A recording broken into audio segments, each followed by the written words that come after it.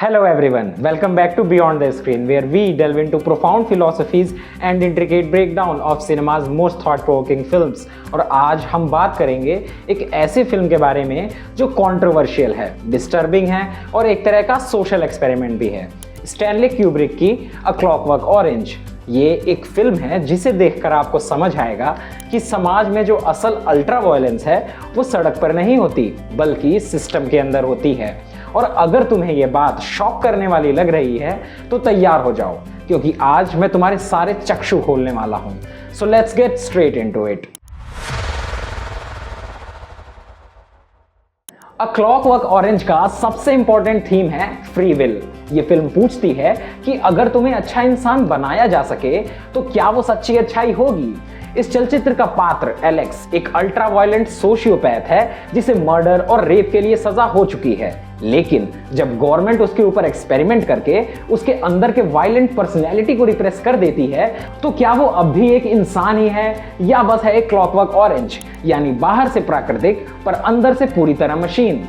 Stanley Kubrick इस चलचित्र के थ्रू डार्क सटायर क्रिएट करते हैं कि अगर समाज को सुधारने के लिए हमें लोगों से चॉइस छीननी पड़े तो क्या ऐसा सुधार सच में किसी काम का है।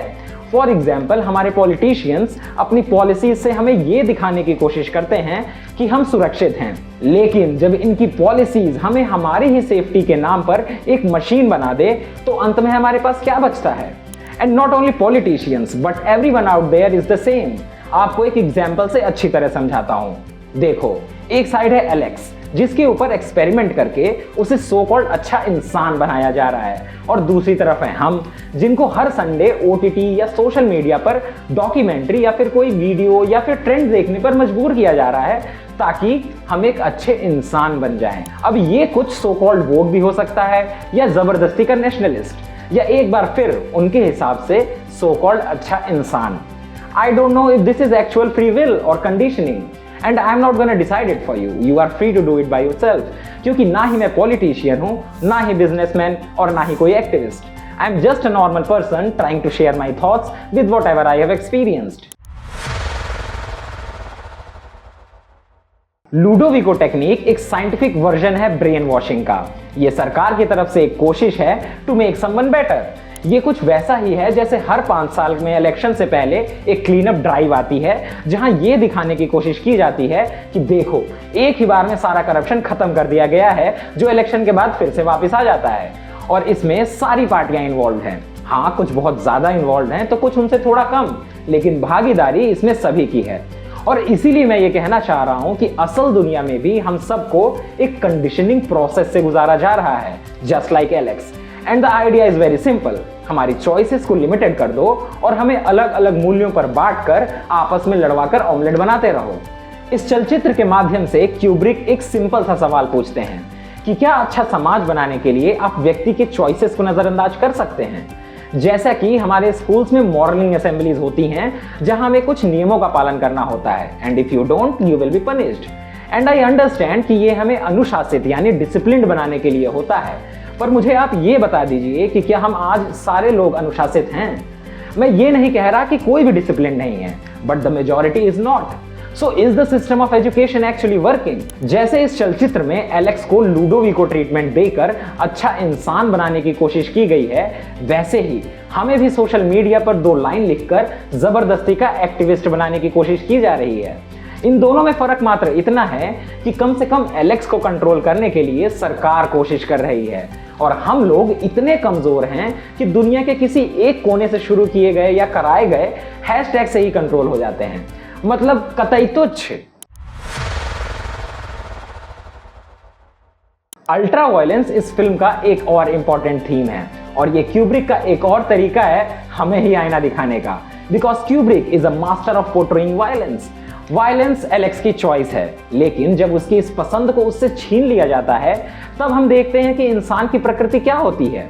अ क्लॉकवर्क ऑरेंज एक ब्रूटल रिमाइंडर है कि वायलेंस सिर्फ एक एक्सटर्नल फोर्स नहीं है, ये हमारे अंदर ही है, एक चॉइस की तरह। And I think system must be allowed to control the violence but not one's choice. और अगर सिस्टम हमारे ऊपर कंट्रोल करने की कोशिश करता है तो ये वायलेंस किसी ना किसी रूप में तो बाहर निकलेगा ही। जस्ट लाइक थेनोस, समाज में भी वायलेंस इनएविटेबल है। चाहे आप जितने भी सिस्टम्स, लॉज या ट्रीटमेंट्स ले आओ, it's going to be inevitable for always. Kubrick ने इस फिल्म के एंड में एक जबरदस्त ट्विस्ट दिया है, जहां एलेक्स अपनी कंडीशनिंग से फ्री हो जाता है और फिर से अपने पुराने वायलेंट सेल्फ में लौट आता है। ये एक परफेक्ट रिप्रेजेंटेशन है नीशिया के ह्यूबरमैन्स कॉन्सेप्ट का।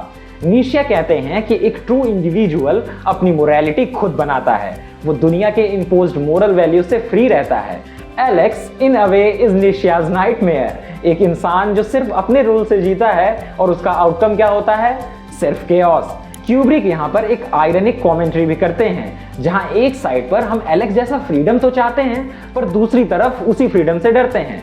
तो बेसिकली अगर आपको कभी लगता है कि आप एक मोरली सुपीरियर व्यक्ति हैं, तो ये याद रखें कि हम सबके अंदर एक एलेक्स है। बस वो लादिस्लाव की तरह पियानो पर बीथोवन बजाने की जगह ऑफिस में एक्सेल शीट्स बना रहा है। आप फ्री तो हैं, पर सिर्फ तब तक जब तक सिस्टम अलाउ करता है, और एलेक्स इस बात को हमसे कहीं बेहतर समझता है। अ क्लॉकवर्क ऑरेंज सिर्फ एक फिल्म नहीं है, it's an examination of free will, morality and a brutal commentary on state control. Kubrick हमें दर्पण दिखाते हैं जहां हम इंसानियत में मौजूद हिंसा की असली शक्ल देख पाते हैं। फिर जब सिस्टम इंसानियत के इस भाग को नियंत्रित करने की कोशिश करता है, तब इंसान क्या सच में मनुष्य रह जाता है? ये सवाल सबसे ज्यादा जरूरी है। ये फिल्म अनकंफर्टेबल है क्योंकि ये हमें हमारी सच्चाई दिखाती है। एक समाज जहां सब कुछ कंट्रोल्ड है, कंडीशनड है और मैनिपुलेटेड भी। और अगर आपको लगता है कि एलेक्स आखिर में अपनी सच्ची आजादी पा जाता है, तो क्या हमें भी अपनी आजादी के नियम तय करने की आजादी होनी चाहिए? कमेंट्स में खुलकर डिस्कस कीजिए and let me understand your perspective. Video को पूरा देखने के लिए धन्यवाद। मिलते हैं आपसे अगले एपिसोड में। तब तक के लिए keep smiling and keep exploring cinema beyond the screen. Thank you so much.